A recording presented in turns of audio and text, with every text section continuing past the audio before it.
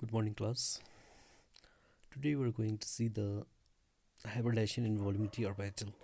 Previously, we studied the hybridization involving s and p orbital like sp3, sp2, sp.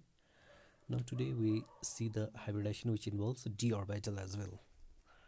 So, first we are going to discuss about sp3d hybridization.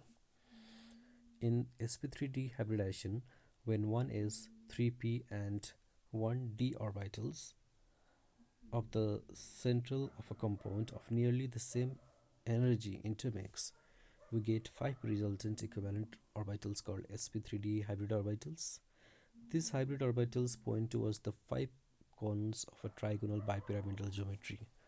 Out of these 5 sp3 hybrid orbitals, 3 are directed towards the 3 corners of an equilateral triangle, while the remaining 2 are at right angles to the plane of the first 3 orbitals.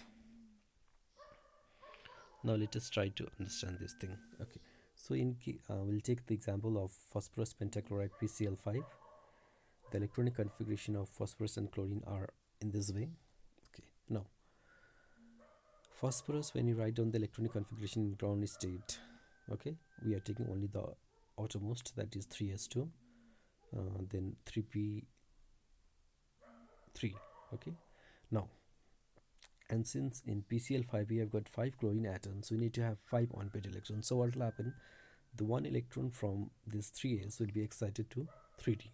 Okay, now all these 5 on-pair electrons will overlap with the one unpaired electron of chlorine atom. So since we can see that we are involving one is 3p and 1d, so this hybridization we can call it as sp3d hybridization.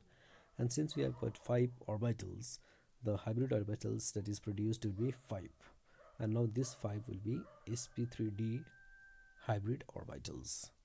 Now they are directed in this way. Okay, phosphorus at the center, then we have got the chlorine atom, okay, this geometry we call trigonal bipyramidal, and chlorine atom over here. Now in this 3 chlorine atom will be at equilateral triangle, say for example this one, this and this, they will be in the equilateral triangle with the bond angle 120°, and the 2 other will be perpendicular to that axis, we can say. Okay, perpendicular to that axis, okay, so this will be the along the axis, and this will be along the equatorial. So we can have a 2 kind of bond as well. Since we have got 2 bond angles, one is 90°, that is perpendicular of that axial one, and this equilateral as a 120°. This is axial bond and this is equatorial bond.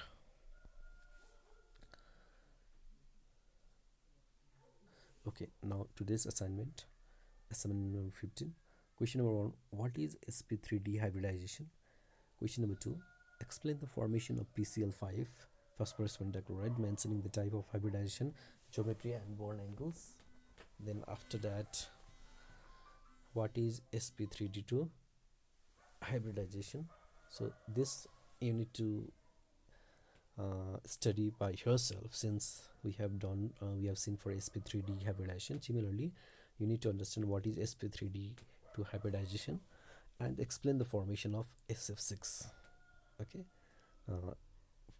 sulfur hexafluoride in a similar way. Complete this assignment and send it in my mail.